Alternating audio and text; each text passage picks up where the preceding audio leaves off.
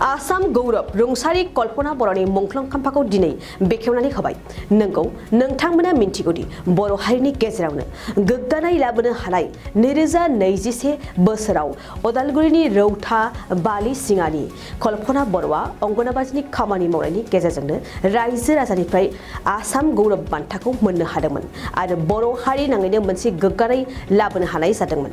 नाथाय दुखुगोनां बाथ्रानि आसाम गौरव मान मोननायनि दान मोननैसो उनावनो गोब्राब बेराम जानायनि उनाव रुंसारि जायो आरो रायजो नाङैनो बिथांनि बेबायदि अबथिरा रुंसारि जिउ जोबनायखौ दुखु खालामो आरो बेबायदिनो कल्पना बर' बिथांनि रुंसारि जानायखौ मोनथिना गिबि मन्त्रि डक्टर हिमन्त बिश्व शर्मा बिथाङा सारादुआव नुजाथि फैनानै दुखु खालामफैदोंमोन आरो गिबि मन्त्रि डक्टर हिमन्त बिश्व शर्मा बिथाङा खोथा होनाय बायदिनो दिनै रुंसारि कल्पना बर' बिथांनि मुंख्लं खाम्फाखौ रायजोनि गिबि मन्त्रि डक्टर हिमन्त बिश्व शर्मा बिथाङा गावनि आखाइजों बेखेवनानै होयो आरो बिथांजों लोगोसे बिटिसिनि सीएम प्रमद बर' बिथाङाबो बाहागो लानायजों गोबां एमएलए इएम बिथांमोनहाबो बाहागो लायो।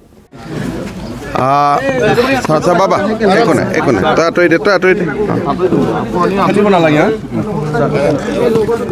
অসম গৌৰৱ বঁটা বিজয়ী কল্পনা বড়ো বাইদেউৰ কিছুদিন আগতে মৃত্যু হৈছিল। মৃত্যুৰ পিছত তেওঁৰ পৰিয়াললৈ আহি মই তেওঁক সমবেদনা জনাইছিলোঁ। তেখেতৰ আজি আদ্য শ্ৰাদ্ধ আৰু শ্ৰাদ্ধৰ লগতে সংগতি ৰাখি স্থানীয় ৰাইজে তেখেতৰ প্ৰতিমূৰ্তি এটাও স্থাপন কৰিছে। প্ৰতিমূৰ্তিটো উদ্বোধন কৰাৰ সৌভাগ্য হ'ল। পুনৰ এবাৰ কল্পনা বড়ো ডাঙৰীয়ানীৰ মহান আত্মাৰ প্ৰতি মই মোৰ শ্ৰদ্ধা নিবেদন কৰিছোঁ।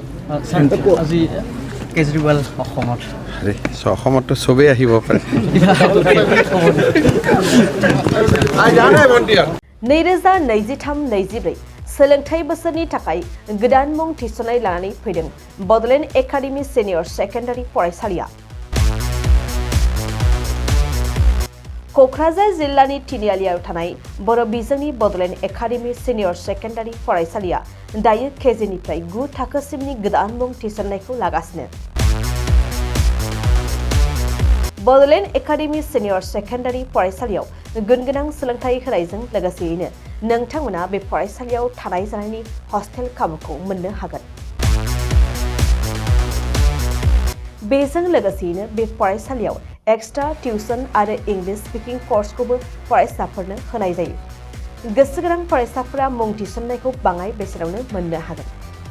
बेनिखायनो बड'लेण्ड एकाडेमि सिनियर सेकेन्डारि फरायसालियाव फरायसा एबा नोंथांमोनहा मुं थिसननायनि बागै मिन्थिनोब्ला नैबे मबाइल नम्बर 9101488399 नङाब्ला थोंजों फरायसालियाव थांनानै खौरां लाहैनो हागोन।